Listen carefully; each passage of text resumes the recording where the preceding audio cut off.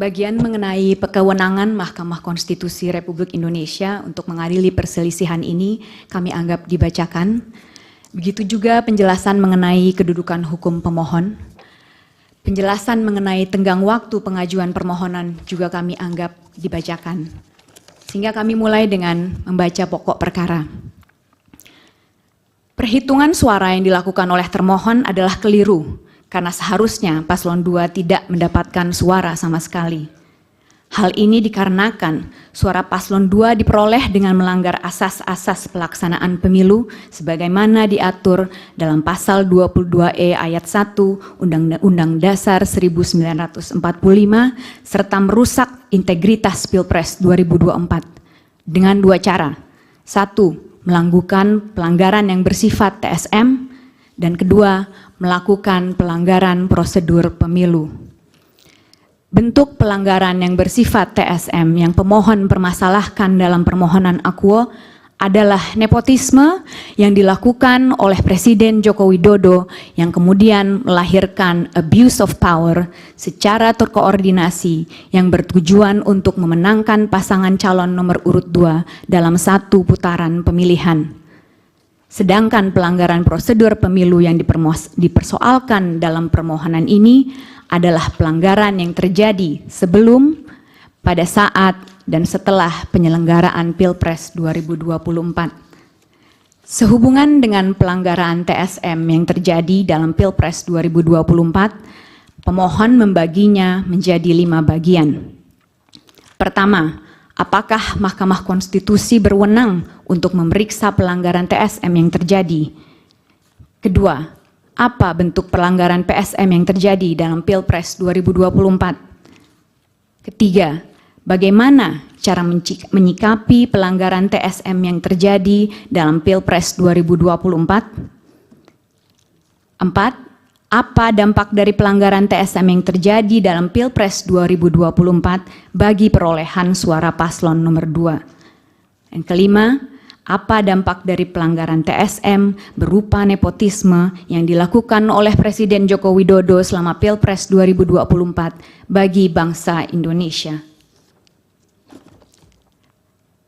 Pertanyaan pertama yang akan pemohon jawab sehubungan dengan pelanggaran TSM yang terjadi dalam Pilpres 2024 adalah, apakah Mahkamah Konstitusi berwenang untuk memeriksa pelanggaran TSM yang terjadi?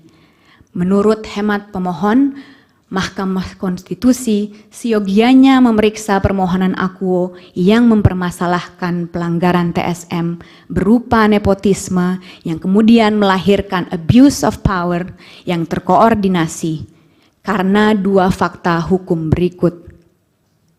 Pertama, adanya kekosongan hukum dalam undang-undang pemilu kita.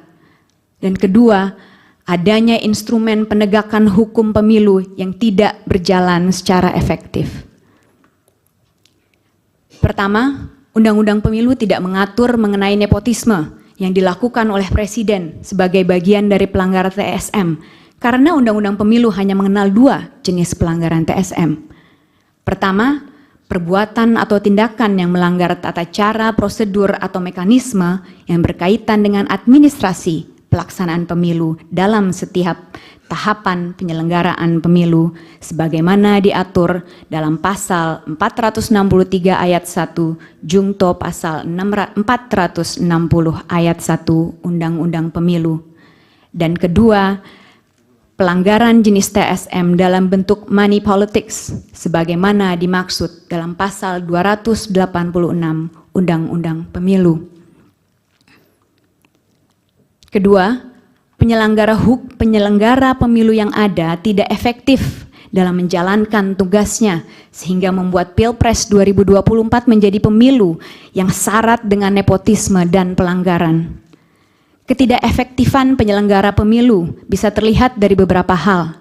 Pertama, tidak independennya termohon, sebagaimana terbukti dari upaya termohon untuk memastikan diterimanya Gibran Rakabuming Raka sebagai kontestan dalam Pilpres 2024, mulai dari langsung menerapkan putusan Mahkamah Konstitusi nomor 90 tahun 2023 yang merupakan plurality decision, dan karenanya seyogianya dibaca menggunakan Marx Rule yang kali pertama dipertimbangkan dalam kasus Marks versus United States. Saya izin mengutip sedikit, Yang Mulia. When a fragmented court decides a case and no single rationale explaining the result enjoys the assent of 5 justices, the holding of the court may be viewed as that position taken by those members who concurred in the judgments on the narrowest grounds. Sedikit terjemahannya sebagai berikut.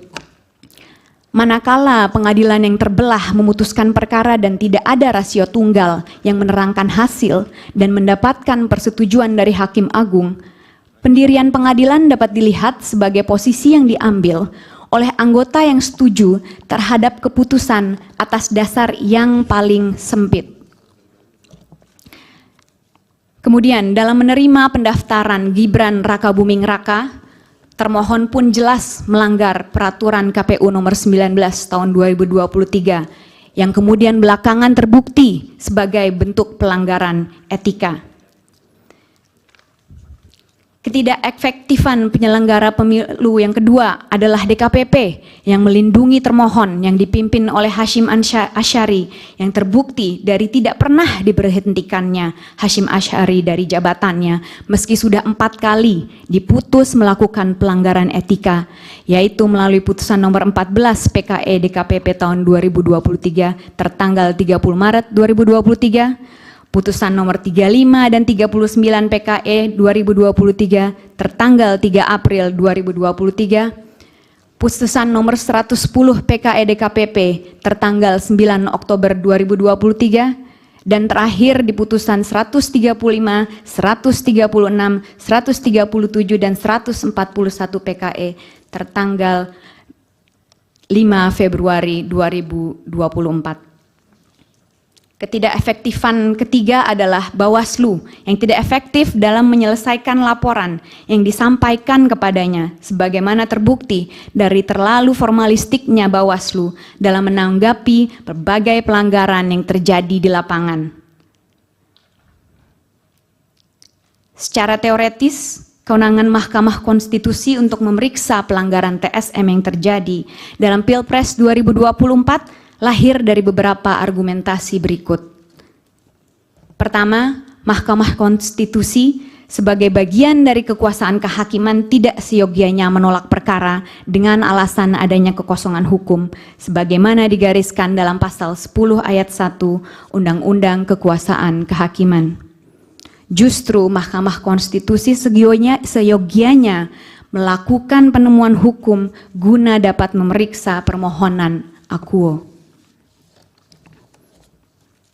Kedua, Mahkamah Konstitusi adalah lembaga yang didesain untuk menjaga dan melindungi konstitusi dan karenanya harus patuh pada desain konstitusionalnya sebagaimana diatur dalam pasal 24C ayat 1 Undang-Undang Dasar 1945, yaitu untuk memutus perselisihan tentang hasil pemilu dan tidak terjebak pada batasan yang dibuat dalam pasal 475 ayat 1 Undang-Undang Pemilu yang menjadikan Mahkamah Konstitusi sebagai mahkamah kalkulator.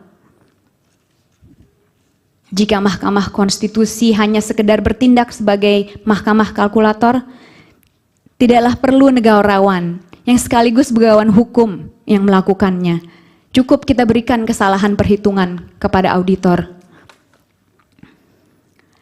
Dasar ketiga adalah Mahkamah Konstitusi sebagai cabang dari kekuasaan yudikatif secara institusional berwenang untuk mengawasi jalannya pelaksanaan kewenangan cabang kekuasaan eksekutif, termasuk termohon yang baru bisa terjadi jika Mahkamah Konstitusi kembali kepada marwahnya sebagaimana ditentukan dalam pasal 24C ayat 1 Undang-Undang Dasar 1945.